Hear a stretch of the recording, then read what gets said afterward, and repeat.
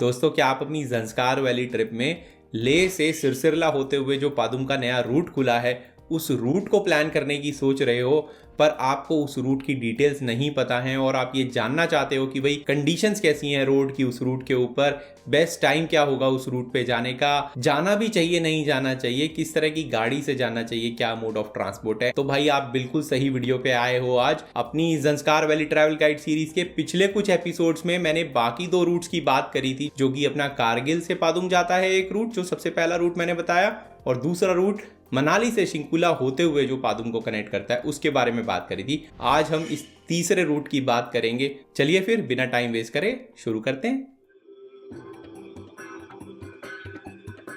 जुले फ्रेंड्स, अगर आप इस चैनल पे नए हैं तो मेरा नाम धीरज है और मैं आप सभी की जो हिमालयन ट्रिप्स है उनको यादगार और सेफ बनाने में आपकी हेल्प करता हूं। चलिए वापस टॉपिक पर आते हैं और बात करते हैं इस नए नए रूट की, जो बहुत ही एडवेंचरस रूट है, बहुत ही रिमोट रूट है और ज़ंस्कार वैली को लेह से कनेक्ट करता है। इस रूट पे दो पासेस आने वाले हैं, सिंगेला पास और सिरसिरला पास।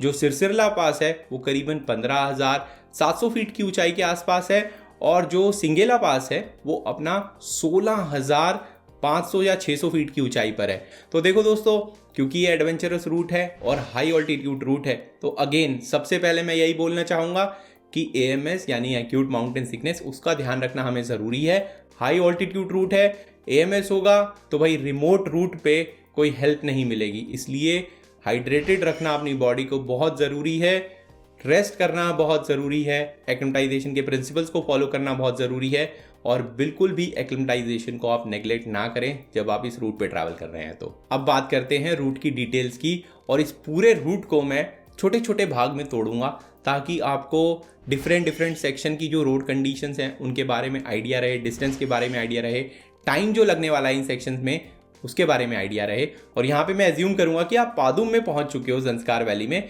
या तो आप मनाली शिंकुला पास वाला रूट लेके पादुम पहुंचे हो या फिर आप कारगिल से पेंजिला होते हुए पादुम पहुंचे हो। अब इस रूट को तोड़ना स्टार्ट करें तो पादुम से सबसे पहले आप जांगला तक पहुंचेंगे। जांगला कोई पास नहीं है, एक विलेज है, वहां पे एक फोर्ट भी है जिसको आप विजिट कर सकते हो साइट सीइंग पर्पस के लिए। स्टोंगड़े मोनेस्ट्री भी बीच में आएगी, आप उसको भी विजिट कर सकते हो। पादुम से जो जांगला का डिस्टेंस है वो करीबन 32 किलोमीटर का है और जो आपको टाइम लगने वाला है वो करीबन 45 मिनट के आसपास लगने वाला है। जो रोड कंडीशन है पक्की बनी हुई है, जांगला तक आपको कोई चैलेंज नहीं आने वाला है, पूरी ऑलमोस्ट ताड़ रोड है वहां तक। अब आप जांगला से आगे बढ़ेंगे लिंकशेड की तरफ और एक पॉइंट आएगा जिसको बोलते हैं लिंकशेड जंक्शन। जहां से आप लेफ्ट की तरफ जाएंगे तो लिंकशेड की चढ़ाई स्टार्ट हो जाएगी। तो जांगला से ये जो लिंकशेड का जंक्शन है ये करीबन 37 किलोमीटर 37 किलोमीटर के आसपास का है और आपको करीबन 1 घंटा लगने वाला है। रोड कंडीशंस टूटी फूटी हैं, बन रही है, कंस्ट्रक्शन चल रहा है, तो वहां पे थोड़ा सा अपना जो एडवेंचर है वो स्टार्ट हो जाएगा आपका। अब इस लिंकशेड जंक्शन से आप चढ़ाई शुरू करोगे मुरगुमला टॉप या लिंकशेड विलेज जो है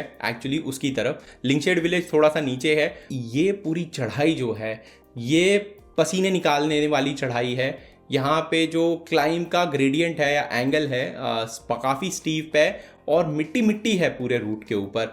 तो अगर बारिशें हो रही होंगी तो बहुत मुश्किल होगा ये वाला सेक्शन। पर 14-15 किलोमीटर का ही रास्ता है लिंकशेड जंक्शन से ऊपर तक का, पर ये करीबन आपको 45 मिनट के आसपास ले लेगा।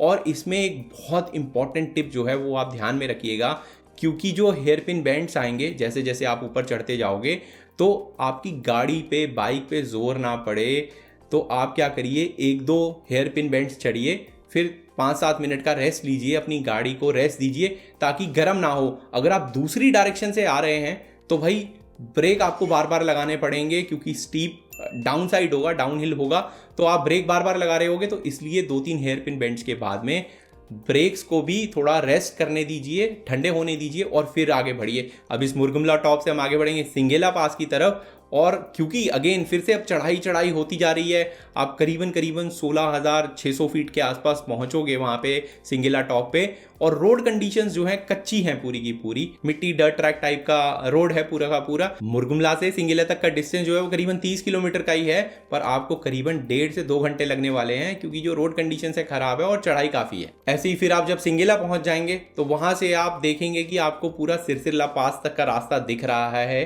पहले पूरा नीचे तक जाना है और फिर उसके बाद वापस सिरसिरला पे चढ़ाई करनी है। रोड कंडीशंस में ज्यादा कुछ सुधार नहीं आएगा, वैसा ही डर्ट ट्रैक टाइप का चलता रहेगा, मिट्टी थोड़ी कम हो जाएगी मैं बोलूंगा।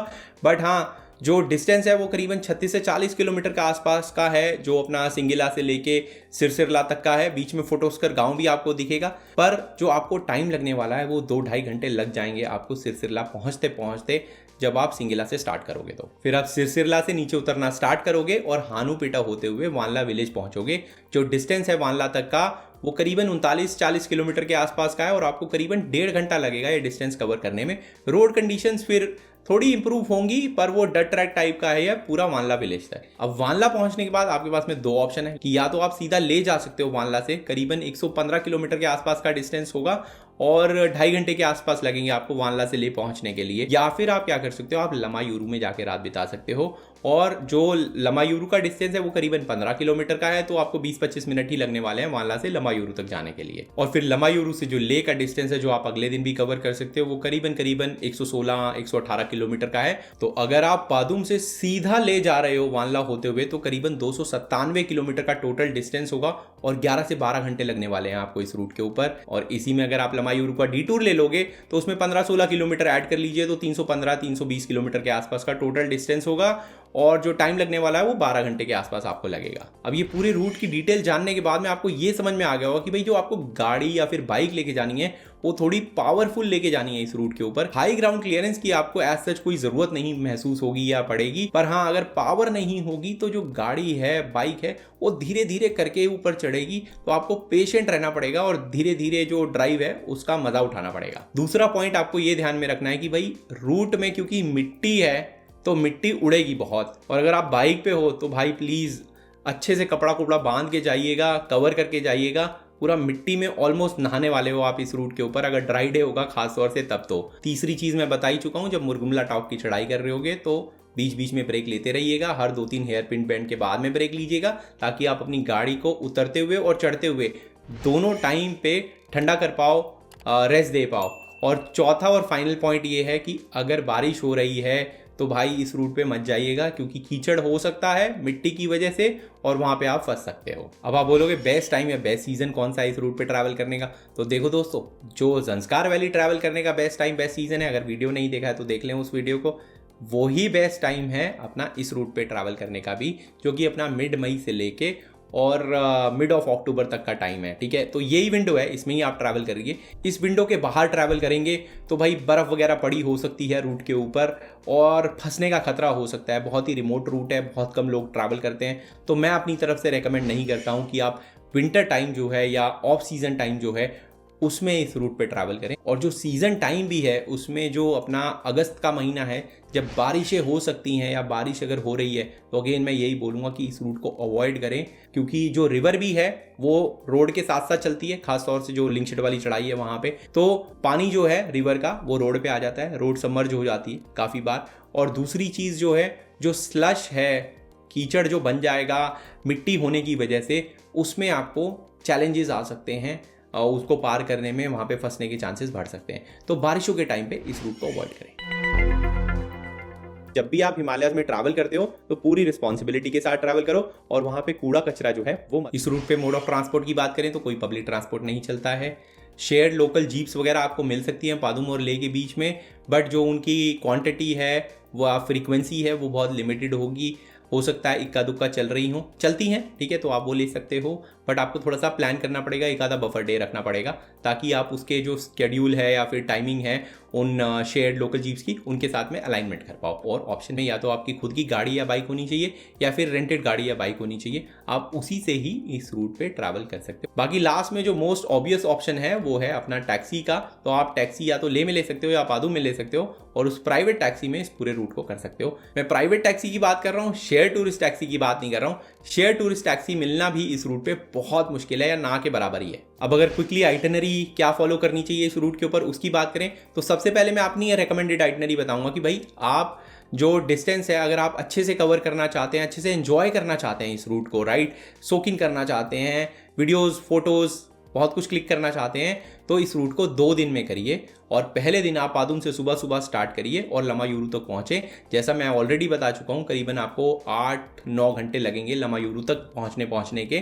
तो आप लमायूरू पहुँच जाइए पहले दिन और दूसरे दिन आप लमायूरू से अपना ले जाइए, पूरा शाम वैली का टूर करते हुए, जो भी शाम वैली की साइट सीइंग है उसको ढंग से एंजॉय करते हुए। अब अगर आपके पास में टाइम कम है तो आप पूरा एक दिन के अंदर पादुम से सीधा ले जा सकते हो, पर जैसा मैंने अगेन बताया पहले सेक्शन में इस वीडियो के कि भाई आप करीबन 12 घंटे लगने वाले हैं और बहुत ही जल्दी जल्दी आपको बढ़ना पड़ेगा। और ख़ास तौर से जब आप श्रीनगर ले हाईवे पे टच कर जाओगे वानला के बाद में, वहाँ से बस फिर आपको भगाते हुए ले तक जाना पड़ेगा। रोड अच्छी बनी हुई है, बट जो शाम वैली की साइट सीइंग है वो आप एंजॉय नहीं कर पाओगे, कर नहीं पाओगे। ऐसे ही अगर दिन और हैं आपके पास में, आपने लद्दाख का सर्किट करा हुआ है, तो आप लमायूरू में एक और दिन स्पेंड कर सकते हो। और दा हानू जो विलेजेस हैं उनको करते हुए या तो अल्ची में जाके नाइट स्पेंड कर सकते हो, या फिर अगेन ले भी जा सकते हो, या एक दिन एक्स्ट्रा लमायूरू में स्पेंड कर लीजिए, या दा हानू विलेजेस में स्पेंड कर लीजिए, या अगेन अल्ची में जाके स्पेंड करिए और वहाँ से ले चले जाइए।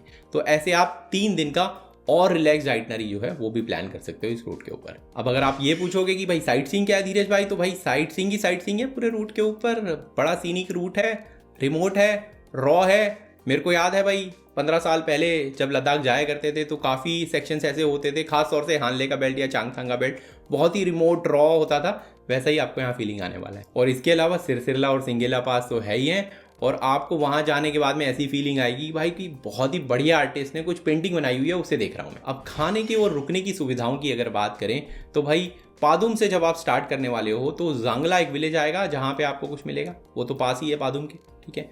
जैसे ही जांगला को पार करोगे आप तो ऑलमोस्ट जो वानला है अदर साइड है ना, जो पूरा अपना सिरसिरला सिंगेला पार करके वानला विलेज आएगा, उसके बीच में आपको विलेजेस दिखेंगी जैसे लिंकशेड दिखेगा, बट उसके लिए आपको नीचे उतर के जाना पड़ेगा। ऐसे ही फोटोस्कर गांव आएगा बीच में, जो दोनों पासेस के बीच में आता है सिरसिरला सिंगेला, वो दिखेगा, पर नीचे अगेन उतर के जाना पड़ेगा आपको, ठीक है।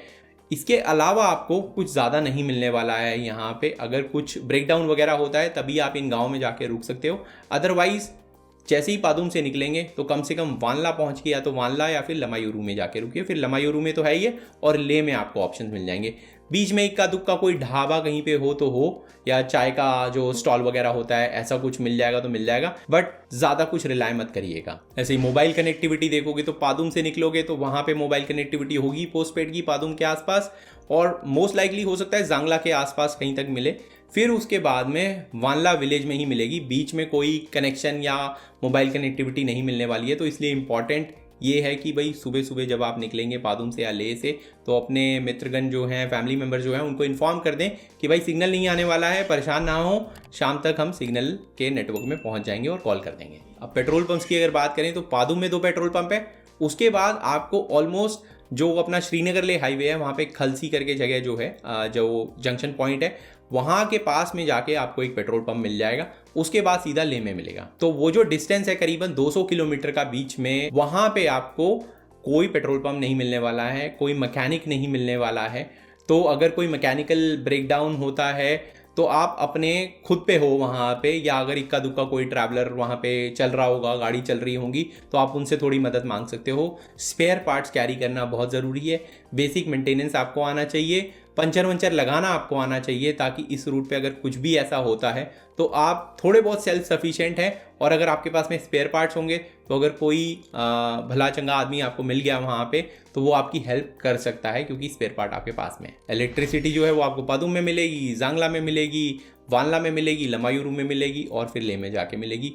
बीच में तो अगेन वो विलेजेस वगैरह हैं, वहाँ पे बहुत लिमिटेड इलेक्ट्रिसिटी होगी तो होगी, बट मैं श्योरली नहीं कह सकता हूँ कि भाई फोटोस्कर में या फिर लिंकशेड में कोई इलेक्ट्रिसिटी है भी। ऐसी मेडिकल फैसिलिटी की बात करें तो भाई पादुम में एक हॉस्पिटल है, ले में हॉस्पिटल है। आपको बाकी जो प्राइमरी हेल्थ सेंटर वगैरह होते हैं वो आपको जांगला में मिल सकता है, थोड़ा बहुत फार्मेसी टाइप का बेसिक मेडिकल एड ऐसे ही वानला में मिल सकता है और लमायूरू में मिल सकता है। बट उसके अलावा बेसिक मेडिकल हेल्प भी नहीं होगी, तो आप अपनी मेडिकल किट जो है अपने साथ में कैरी करिएगा। फाइनली एटीएम की अगर बात करूं तो वो पादुम में मिलेगा और लेह में मिलेगा, तो थोड़ा बहुत कैश अपने साथ में कैरी करिए। ऑल्दो 1 या 2 दिन की ही बात है, बट इतना कैश आपके पास में होना चाहिए कि अगर नेटवर्क नहीं आ रहा है तो आप कैश से पेमेंट कर पाएं ढाबे पे या फिर होम स्टेज वगैरह में। तो दोस्तों इस वीडियो के अंदर ये जो तीसरा और फाइनल रूट था इसकी डिटेल आपके साथ में शेयर करना चाहता था।